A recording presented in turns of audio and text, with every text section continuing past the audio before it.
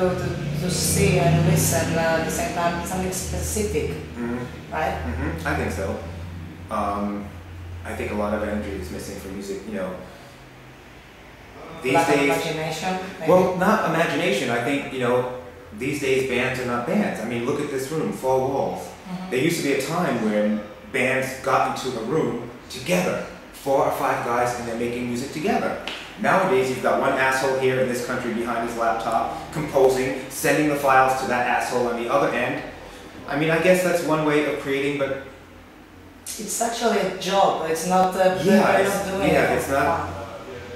I mean, this is a job. That's why it's called the music business. I mean, it's not going into an office and having someone looking over your shoulder, but it is a job. I mean, you know, you know, the unsung heroes of these tours or any tours, always the road crew. They are the guys that do all the work and get none of the glory. But, you know, Motley Crue said it best. If the crew doesn't roll, we don't rock.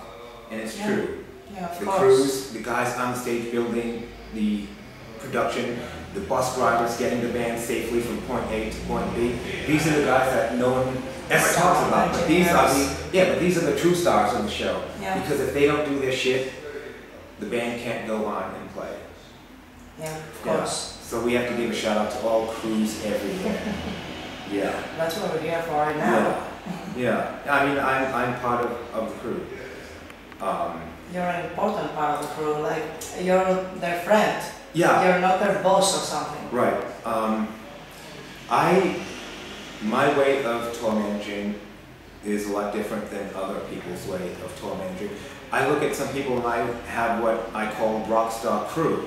You know, some crews think that they're the stars of the show, and they are in some way in regards of, like I just said, making sure that everything's ready. But you don't need to walk around with this chip on your shoulder and your nose high in the air. I mean, that's just bullshit. Yeah, it's nose shave your neck. Well, here's the thing, and I tell this almost to every band. There's a guy whose head might be up here. I tell them real simple, look, I can take anyone, and really, you could take anyone, lock them in a room like this with a guitar for 1 year straight. I'll feed you under the door, but just you and this guitar. I'll bet you within 1 year they'll come out pretty good guitar player. Now, you take that same guy and you stick him in the same room with medical books, he won't come out a fucking doctor. You see? It's a big difference. Yeah, Anyone can do what we do. Have you ever been afraid that someday you'll get very old to follow bands and to be on tour on the road all the time? Well, no. I mean, I'm not afraid of getting old and not. I mean, rock and roll there's no age for music. I mean, music is timeless. You know, bands that are putting out records, Jimi Hendrix. People are going to know about Jimi Hendrix forever. Yeah. Michael Jackson. I mean, generations from now, people are still going to be talking. But these are people that made impacts. A lot of people don't make an impact. You know, they talk, but they have nothing to say. Yeah, they just talk. Yeah, just talk. So the bands that have lasting power are the ones that made an impact. They touch my life, they touch yours, his, hers. These are the people that will be remembered. That's the point of the music, I think. Music is supposed to talk to your soul, make you feel. I think no matter what I do in my life, even if I live to be 1,000, I'm sure music is going to play a part of it somehow. Really, I cannot exist without music. Any kind of music. Yeah. Yeah. What's your favorite kind of music? Well, metal is my favorite, but if we have to break it down, it's real easy. I'm a glam rocker, you know, and then there's speed metal, you know. So I go from Poison, Cinderella, Bon Jovi, to Slayer, Testament, Destruction.